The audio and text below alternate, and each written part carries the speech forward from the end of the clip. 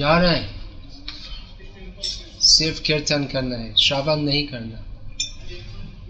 Huh? So many I've seen.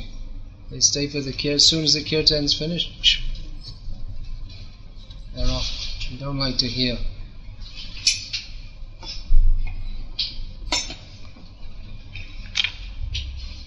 Only singing, no hearing.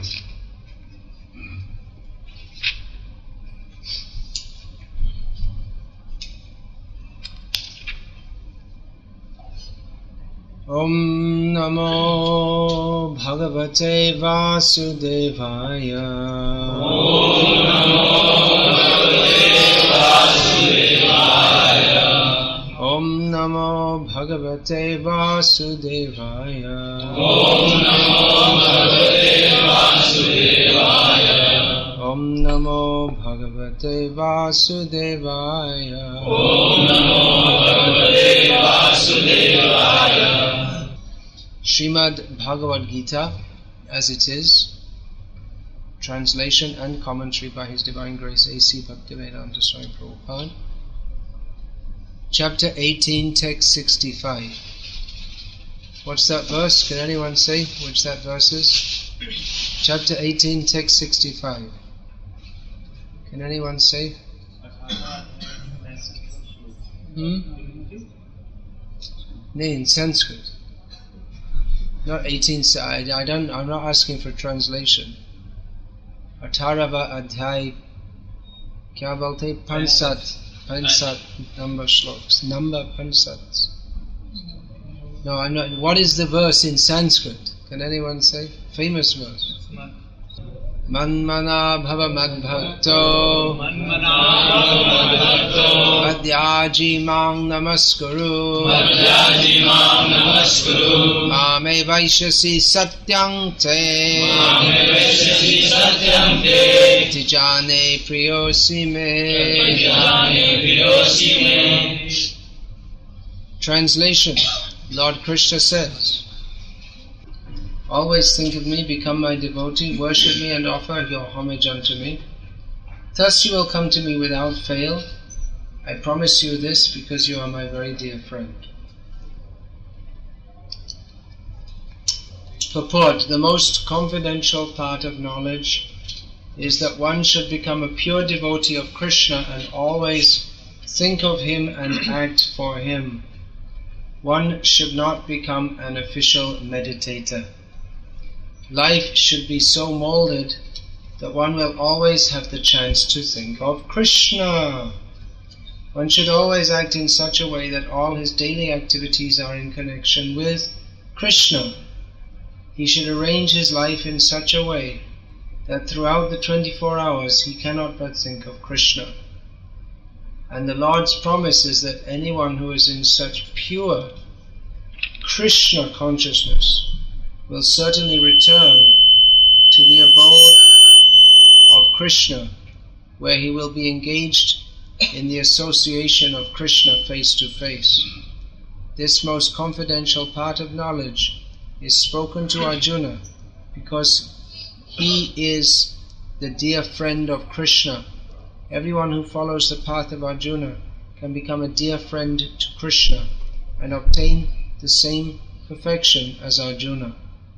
These words stress that one should concentrate his mind upon Krishna, the very form with two hands carrying a flute, the bluish boy with a beautiful face and peacock feathers in his hair. There are descriptions of Krishna found in the Brahma Samhita and other literatures. One should fix his mind on this original form of Godhead, Krishna. One should not even divert his attention to other forms of the Lord. The Lord has multi-forms as Vishnu, Narayana, Rama, Varaha, etc. But a devotee should concentrate his mind on the form that was present before Arjuna. Concentration of the mind on the form of Krishna constitutes the most confidential part of knowledge, and this is disclosed to Arjuna because Arjuna is the most dear friend of Krishna's. Srila Prabhupada states in this purport, one should always act in such a way that all his daily activities are in connection with Krishna, he should arrange his life in such a way that throughout the 24 hours he cannot but think of Krishna. Always think of Krishna. Ananyas chintayanto mam, ananya cheta satatam. In Bhagavad Gita in various places, Lord Krishna speaks of always thinking of him, always thinking of Krishna, always remembering Krishna. And Srila Prabhupada in this purport writes of arranging our lives in such a way that we cannot but think of Krishna. Now the question often comes, well, that we're working in our office or a factory or a shop or whatever it may be, and how can we think of Krishna? Because you're not getting paid to think of Krishna. You're getting paid to think about something that's going to make someone some money. That's what you're getting paid for. So this question often comes, and I'm not going to answer it in this class with the normal kind of answer that, well, normally you say, well, try and chant some good rounds before you go to work, or keep a picture of Krishna on your desktop, on your computer, or something like that. I'm going to offer a different kind of solution, a completely radical solution. The answer is don't work. Join the temple full time.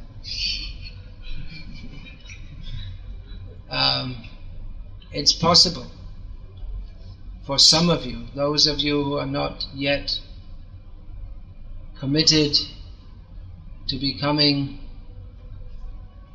the dedicated servant, giving mind, body and words to Microsoft or Infosys or something like this. If you haven't already become the almost, it seems, eternal servant of Bill Gates or Narayan Murthy or someone like this, then you could conceivably start acting as the eternal servant of Krishna, which is what Krishna recommends in Bhagavad Gita. It may be surprising to some, but Lord Chaitanya didn't say, Jive Swarupai Bill Gates Nityadas. He didn't say Jive Swarupai money, family, society, prestige, fashion, kadas. He didn't say that. He said Jive Swarupai Krishna Nityadas. So, as many of you are as yet uncommitted youth, as yet uncommitted means you haven't signed a contract to give your body, mind and soul to some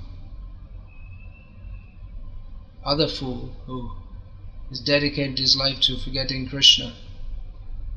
You could conceivably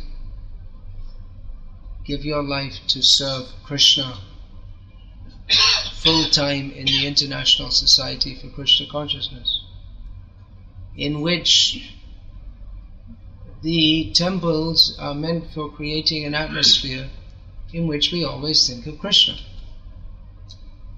Now, for those who are already married and committed to family life, well, you have to make the best of a bad bargain. You have to do the best you can, and we've discussed this many times. It certainly is very difficult to remember Krishna in the workplace. But those who are not yet committed that way can consider the option of serving Krishna full time, because just as the workplace is geared toward everyone should work hard to make the company make more money. That's what it's for. Sometimes they pretend that the company is actually meant to benefit human society, and we're here to, the customer is our most important person. It's all what's called BS. That's a vulgar American term. It means bull's dung, or crap, or it's nonsense. They pretend, they say our company, in our company the most important person is the customer. It's rubbish. The most important person is the owner of the company. The customer is important because they want to take money out of him. They tell all these things like in the company how, good dealings and 7 habits and be nice to one.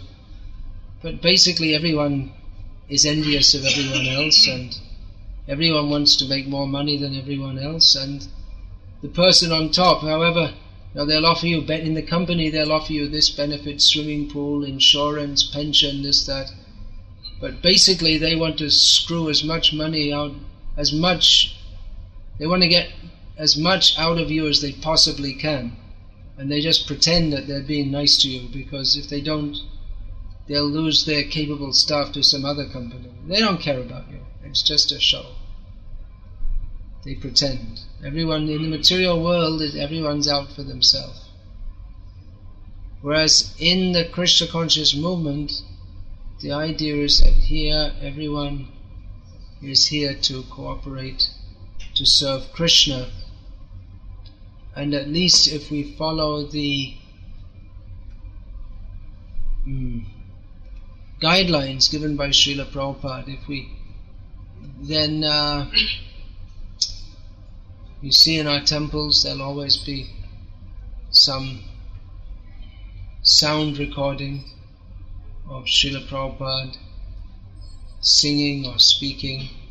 And Srila Prabhupada only sings and speaks of Krishna.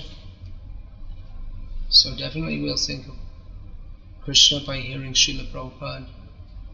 And early morning rising.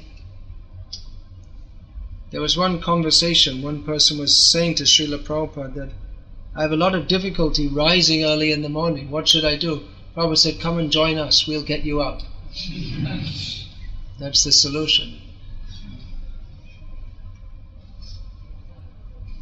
And then right from like 4:15 in the morning, Mangal Arati, or whatever time they hold it, 4:50. In Moscow they hold it at 4 o'clock in the morning. In some places 4:15, 4:30. One temple I was in recently, 4:45, other places 5 o'clock. Not usually later than 5 o'clock. So early start. And then all morning just hearing and chanting about Krishna. And in the daytime, those who are residing in the ashram, there are various duties to perform, but it's all centered on remembering Krishna, directly centered. So the mat, what is that? Atanti vasanti paramata, what is that? Paramata jivitam, something like this. That the mat is the place where persons reside for the sake of paramartha. The company or the business is the place everyone is interested in artha, money. But the mat is a place where reside those who are interested in paramartha, spiritual life, Krishna consciousness. So this is it's a very real option. I mean, you can do it. It's quite possible. In general, I would recommend, if you're not already stuck in some materialistic endeavor, then take to Krishna conscious full time. Now, we don't want to totally discourage those who are working and in family life, you can also be Krishna conscious in that situation. But obviously, the situation where one doesn't have family encumbrances and one's all effort is geared towards serving Krishna and hearing and chanting about Krishna, that's obviously a more favorable condition for remembering Krishna than spending most of your life associating with people who are not devotees and who don't want you to hear and chant about Krishna, and they'll probably get upset if you hear and chant about Krishna. In the temple, if you talk about materialistic subjects, chewing your fingers, just putting them on your mouth. What shall I do? I saw Prabhupada, I said this hundreds of times. Prabhupada would send people out, put their hand on their mouth, he would send them out. I think you all have to go out. You have to wash your hands. Everyone has this bad habit of putting their hand on their mouth. So, yeah, in the temple, if we may have the temple, we're only supposed to hear and chant about Krishna. I remember shortly after I joined the temple in London, in England, that I wasn't thinking, and just blankly in my mind, some song came into my mind that from my pre-temple days, and I started singing it. And someone immediately stopped me. You shouldn't sing that here. I said, oh yeah, that's right, yeah. Okay, right. Whereas if in a non-devotee situation, if you start singing Hare Krishna in the office, they say, what are you doing? Do that one more time and you'll lose your job. It's a severe offense. So the atmosphere in the temple is supposed to be that everyone is coming to serve Krishna. So it's a favorable situation for remembering Krishna. So that's it. That's my recommendation. Now many people may tell you, no, don't do that. You have to support, you see, your mother, your father, your sister, your dog, your cat, and your auntie, and your uncle, and your cousins, and your friends, and your country, and the list goes on and on and on. What about the future? Well, that's the whole point. What about the future? What about your future? Who will look after you in your old age? There are millions of objections. Why we shouldn't join the temple? Why we should be a devotee? You see, and you say, well, you can also be a devotee at home. It's true, you can be a devotee at home also, but it's not going to be the same atmosphere. Now you may say, well, I've heard that sometimes people join ISKCON. They don't get properly treated, you see. Sometimes people mistreat them. And the atmosphere in the temple, maybe it's not like that. You see, they tell you they want you to serve Krishna, but actually they're just exploiting you. They make you work hard. They make you get up early in the morning and work hard, and they don't pay you anything. And if you are working, you could earn lots of money. So you might think like that. And it may be too, because, well, in some ways, in the business, in some ways it's more clear. Everyone's there to earn money. It's very clear. No one's there for spiritual life. I saw some book, I was just recently in America, and they were talking about spirituality in the working place. And they were talking about, well, how people, now we've realized how we have to be nice to each other in the way. It's not spirituality, it's just not being such a bastard. just pretending to be nice or something.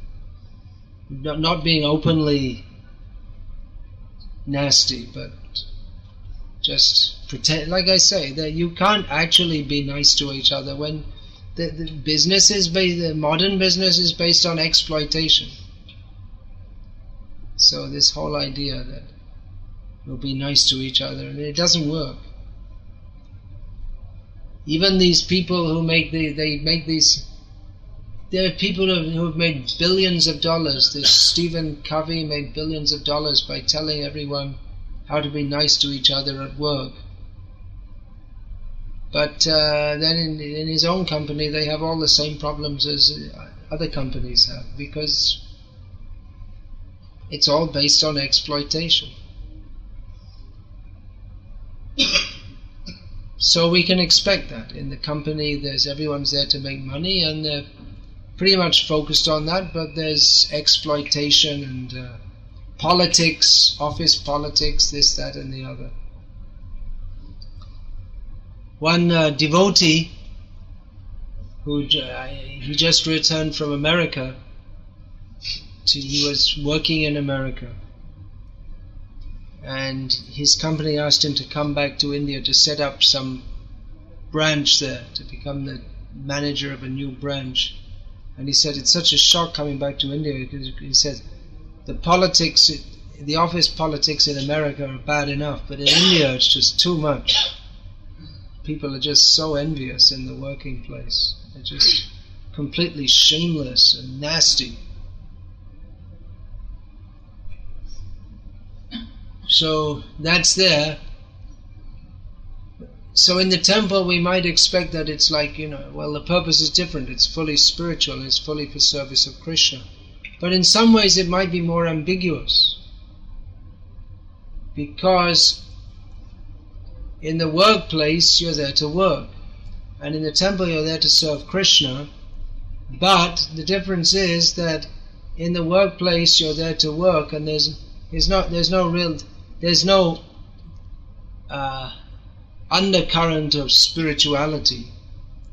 Whereas in the temple, you're supposed to be there to serve Krishna, but everyone who's there to serve Krishna is also a conditioned soul. It's not that everyone's automatically a pure devotee. So we may find that in the temple also there are difficulties caused by devotees. They don't interact with each other as nicely as they should do, and maybe someone in a position of authority does have some exploitive tendency, and we ourselves, we may find it's not such an easy thing to do. We say, okay, I'm going to surrender to Krishna, but we may find it's not so easy. It's a life of austerity.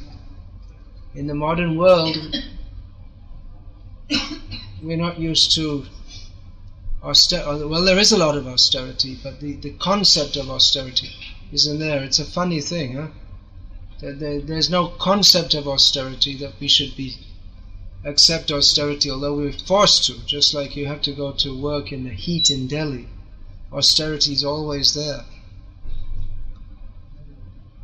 So it is a very dedicated life. So although on principle in this lecture I'm recommending that, what's that, a call talking about the heat of Delhi, it's a call to turn the air conditioner, make it cooler, is it? So, although I'm talking about joining the temple full time, it's not something, well, it may not be something to be rushed into. One should also consider carefully, because it does require a high level of surrender. That rising early in the morning, every morning, working under some authority at all times. So there is a lot of, it's a different mode of life altogether from that which we may have been used to. And we may not be as spiritual as we think. We may be more attached to our material family, friends, and so on than we thought. So these are various considerations.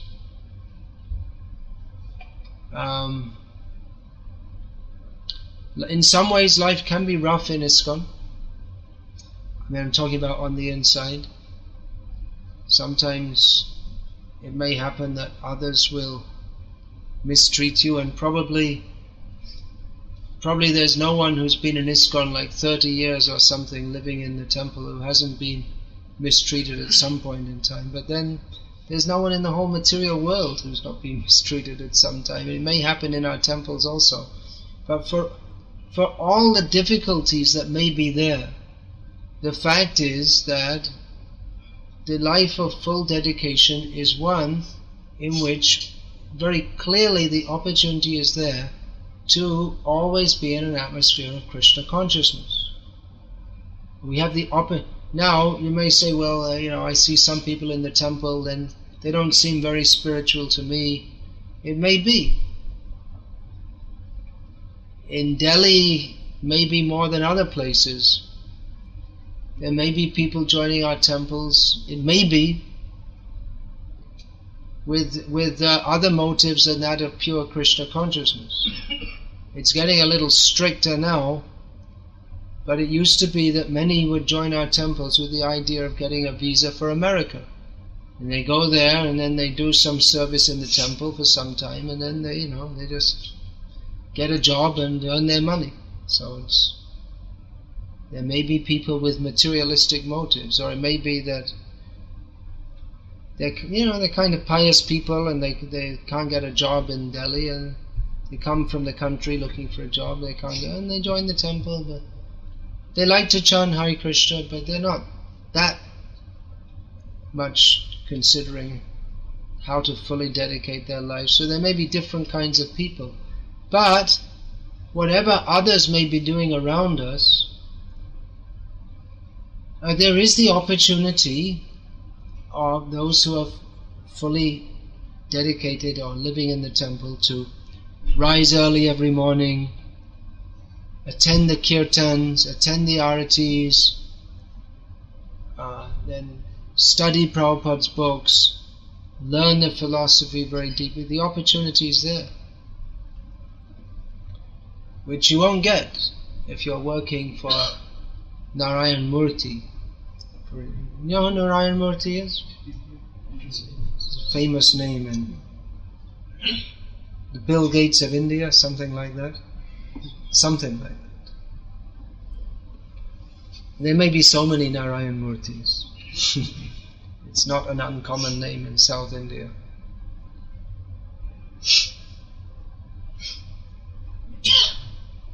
There are so many big names of Indian industry.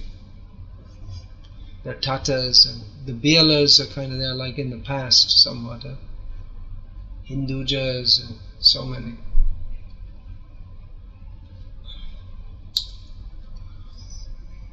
So it is a good opportunity, and if you take it, you can take the advantage and become absorbed in an atmosphere of hearing him chanting about Krishna and serving Krishna and helping others to come to Krishna consciousness. So that's my suggestion. You may say, well, it's a risk. Sure, it's a risk. The risk, what's the risk? The risk is, well, you might not make it, you might regret it later, this, that, the other, so many things. But the risk of not becoming, or the risk of not dedicating ourselves to Krishna, the risk is that we take birth again and again and again.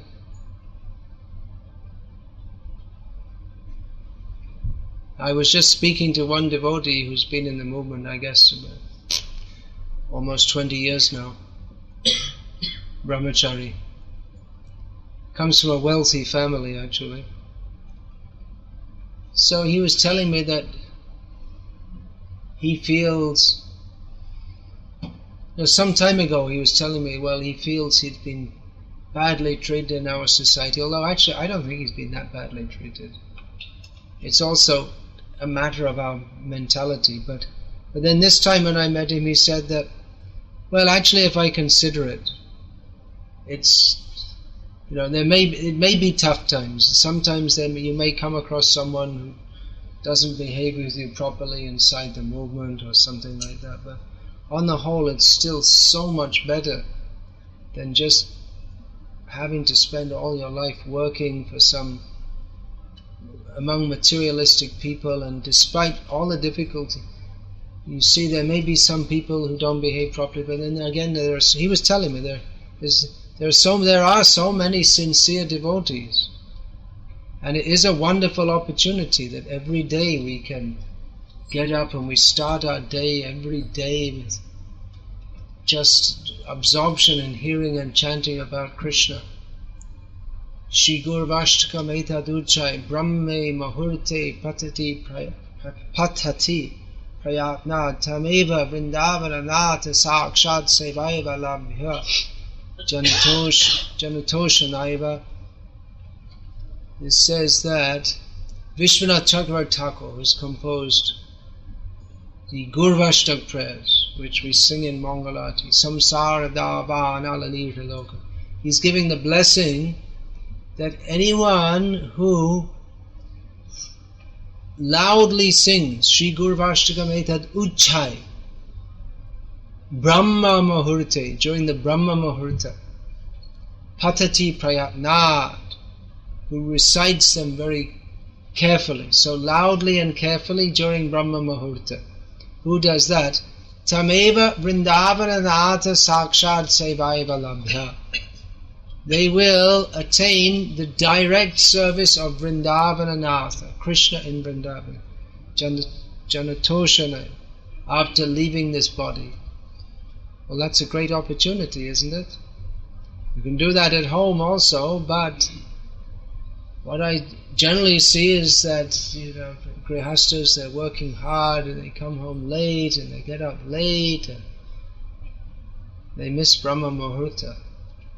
It's a great opportunity. It's actually a very wonderful way to start the day.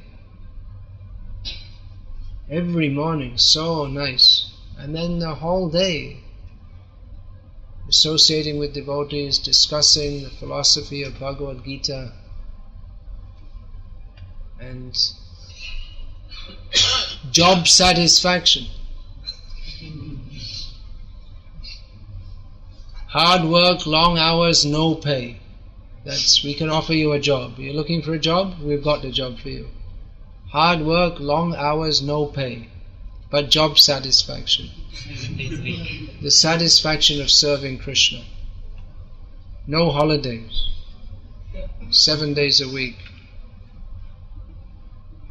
But then, as Srila Prabhupada said, we don't work. Every day for us is recreation. Well, we do work, but there's no difference in Krishna consciousness between work and play. It's not that. Sometimes we distinguish in material life. We distinguish between work and play. Work is something that you have to do. You don't really want to do it, but you have to do it. And play is something, or leisure is something that you have when you're not working. But in Krishna consciousness there's no distinction between the two, because we like to serve Krishna, and that may be seen as work, but it's not work for maintenance of the body, but it's work because we have to, we want to serve the mission of Srila Prabhupada. In some temples I've seen, in one temple I saw in the West, they have some standards for temple resident devotees, and it says you have to do at least 40 hours service a week. So what's this? It should be what is that? 168 hours a week. 7 times, is that right? 7 times 24? Yes. So it's all the time. It's not that someone comes and says, "Hey, we've got some service. There's the devotee who's supposed to wash the dishes fell sick. Could you wash the dishes?" Said, "No, I already did 40 hours this week." That's not devotional service. They're always ready to perform service happily. So it's a different atmosphere altogether. And one who dedicates like that, then they get the advantage of hearing and chanting about and remembering Krishna at all times. Now, up to now I've been talking about the benefits that you can get. But another thing to consider on a higher level altogether is that the whole world is going to hell by forgetting Krishna. Everyone is suffering.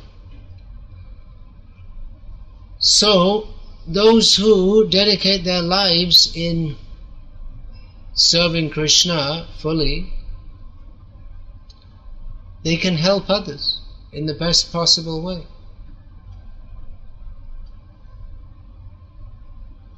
This movement needs many dedicated workers to push it on, to inform people of how they're spoiling their lives without remembering Krishna. So you may say, well, what if you join and after some time you don't want to, you see, and then you'll have spoiled your career. Well, what's important, serving Krishna or career? Maybe, it may happen. Some people join full time and then again they go back. But that time you spend full time, there's no substitute for that. I mean, the benefit you get from doing, the spiritual benefit you get from doing that is incomparable. So, it depends what your priorities are. I mean, the thing is that anyway we should just join and not think of going back. We think that, alright, now I join, so let me just serve Krishna. I've spent so many lives serving my, in each life you get, what is that? Prati janme janme shabe mata pita pai. Krishna Guru nahe mili bhaja hoi ai. In every life you get a father and a mother. The cat has a father and a mother. The dog has a father and a mother. The camel has a father and a mother. But only in the human life can you get the opportunity to serve Guru and Krishna. So having got that opportunity, we should take it to heart. So we spend so many lives serving Maya, so why not give this one life to Krishna? What does it matter? Your career isn't so good. I don't know. I don't know why people are so much attached to their career and this and that. Generally, the higher you go in the career, the more chance you have of having a heart attack. Seems like that. There's more stress and better maybe don't have a good career. It's probably better for health.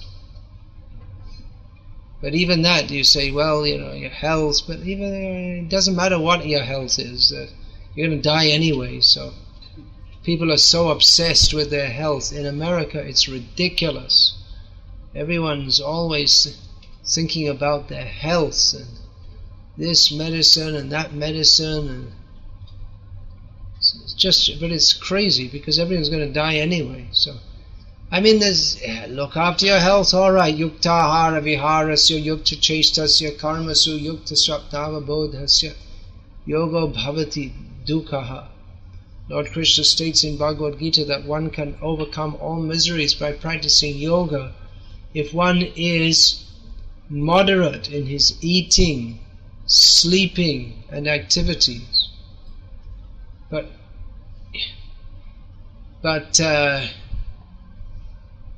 you just can't do everything all the time just thinking about your health. Because anyway, like I say, the body's going to die anyway at some point in time, so it doesn't matter how healthy you are, you're going to die anyway. So in serving Krishna, sometimes there'll be some strain for the body. And there certainly is in modern life. That's why people are getting heart attacks. Well, It's not just mental stress, it's because of their whole way of life, and they're working late nights and all this kind of things. So actually, in many ways, the Krishna conscious life, it is healthy. Rising early is definitely, the regulated life of rising early, taking vegetarian meals at regulated times, not eating junk food, not eating food from shops, only that which is prepared by pure Vaishnavas in a pure way. Even from the material point of view, it's more healthy than the modern way of life of, what is that, drive-in food. You drive in, people are so busy, they drive in and they buy some food and they don't even stop to eat it, and they drive off. So we shouldn't be obsessed with health. Health, okay, do what you can to look after it, but better that we do take some strain to serve Krishna. Because anyway we're going to have to give up this body, so better live a glorious life in the service of Krishna. So there's some thoughts. Come and be a brahmachari. It is good to look before you leap, as they say. There are different ashrams of the International Society for Krishna Consciousness, and some of them might be better to join in than others. Some are more oriented towards looking after brahmacharis, training them. In other places they don't train, they don't care.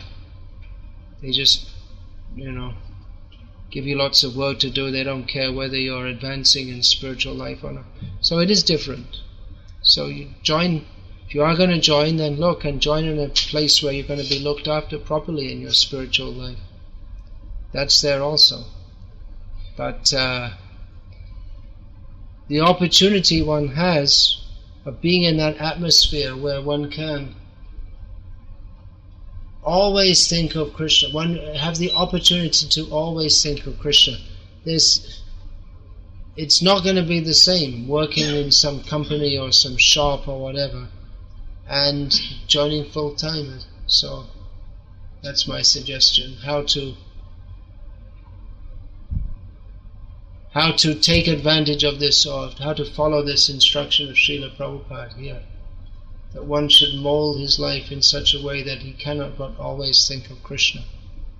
Come and join. Hare Krishna. Any questions about this? Yeah. Do we have another mic? Alright, don't speak to me. Speak to the people at the back. Sometimes it happens that can the people at the back hear? The materialistic persons, they offer the suggestion that whatever it is, it's rubbish. If it's by materialistic people, whatever the suggestion is, it's duplicitous and against our real self-interest. Because materialistic means they're interested in enjoying matter, which is against our own self-interest from the very beginning. Anyway, what's the nonsense proposal that you're going to say now? Like if all become brahmacharis, then so grihasthas are how will Infosys run on if everyone becomes a brahmachari? Well, you're not going to join, you rascal. You stay and be a nonsense. How will the factories run on? They won't, they'll close down. Jai. But anyway, there are plenty of fools like you who will remain adanta gophiya vishatanta misram, dedicating to serving the senses and going to hell. So don't worry, your ugra karma will continue. But if everyone becomes fully absorbed in Krishna, that's very nice. Then we can close down the material world. It's not required. It's like asking the question, in the prison, one prisoner decides, hey, I'm going to be good, and then they'll release me. And then all the other prisoners will be against him. What do you want to be good for? We're all criminals here. And then they'll come up with the argument, well, if everyone became good like you, then there wouldn't be any more prison. So, that's good, isn't it? Prison is only because people are rascals. So they say, well, what if everyone became Krishna conscious? Then there'd be no more Infosys. You don't need Infosys. You need to chant Hare Krishna and go back to Godhead. There's no Infosys in the spiritual world. But Infosys is giving employment and Infosys is giving employment. Some creating infrastructure. Creating infrastructure. What for? For Punarapi Jananam, Punarapi Maranam, Punarapi Janani Jatare Shayanam. Infosys is giving the opportunity to get born and die again. Not only Infosys, I know, I don't have anything in particular against Infosys. It's just a prominent manifestation of the foolishness of what's going on in the material world, which is forgetting Krishna. Actually, giving a lot of donation in this one like that. Giving a lot of what? Donations. Donations for Akshay Patra. If it's Akshay Patra, then why does he have to give anything?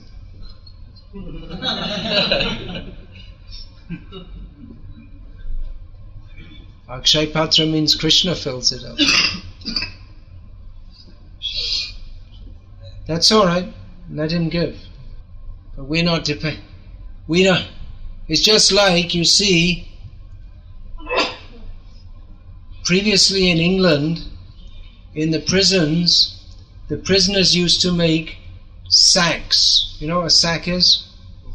Post office sacks. So they carry the letters in big sacks. So if someone says that now all the prisoners are becoming good, that's a big problem, because no one's going to make any post office sacks anymore. So it's a good idea that we should encourage people to become criminals, otherwise the post office will run out of sacks. Is it good logic? The post office can get its sack from somewhere else. You don't need a criminal in the prison to make it. So ISKCON isn't relying upon Infosys or its donations or Krishna consciousness. Is not, we don't find in Bhagavad Gita as it is that Lord Krishna says that, always think of Infosys. We don't find any such thing.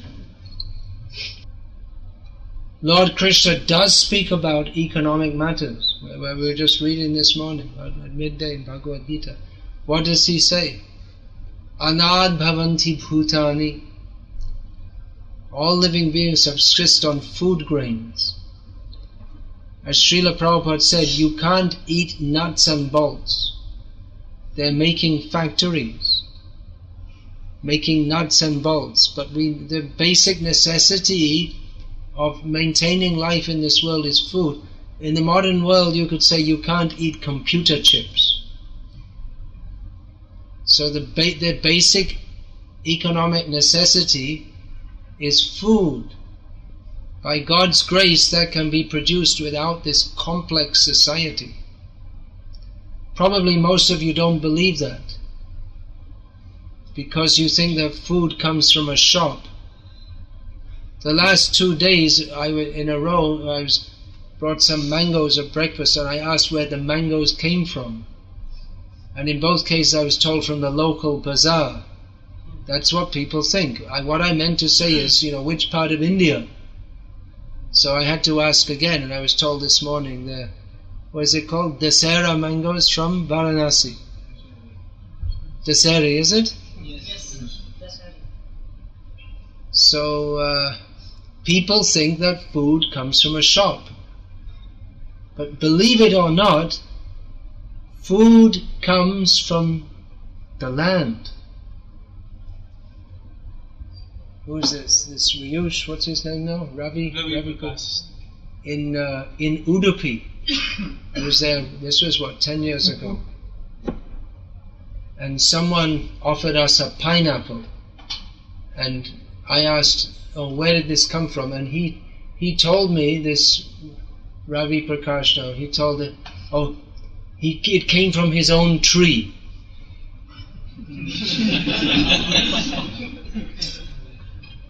He lives in a city. He doesn't know that pineapples don't grow on trees. He's never seen a pineapple growing. Who's seen pineapples growing? Probably none of you. If you come from maybe in Himachal, where? I'm from Bihar. From Bihar. They have there pineapple? But It's a bit hot, isn't it? I am studying in Maharashtra, so In Maharashtra, in the hill areas, they grow pineapples? Yes. Yeah, they grow on hills, little high. You should not be very hot. Tripura, so many pineapples. Sylhet district of Bangladesh. If it's hilly area, it's good. And they just grow in the ground, that's all. What kind of tree do peanuts come from? Anyone ever seen a peanut tree? They grow on the ground. It's not. Most nuts grow on trees. You don't know. You think that food comes from a bazaar. Actually, it comes from Krishna, by Krishna's arrangement. You don't know.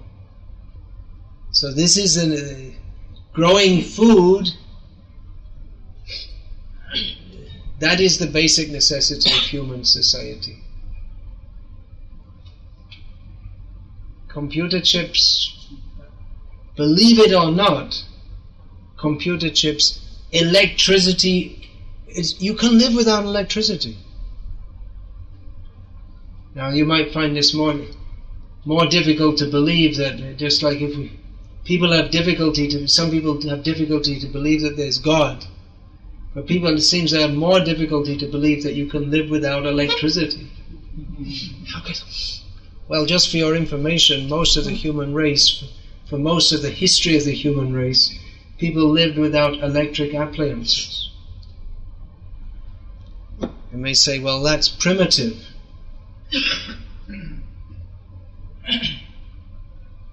But it's pretty primitive to spend your whole life working just so that you can have the comfort of living in an air-conditioned. You can work in an air-conditioned office and get sinusitis from living in an unnatural atmosphere. But at least in India, people, they weren't so much concerned with all this traditionally, because they thought that, well, whatever the situation is, let us tolerate it and use our time, energy and intelligence for understanding the philosophy of the Absolute Truth. All right, Hare Krishna. How are we doing for time here? People think that they're very civilized in the modern age. Very civilized.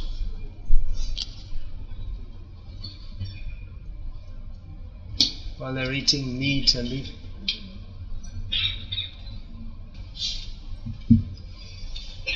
They think they're very civilized, but they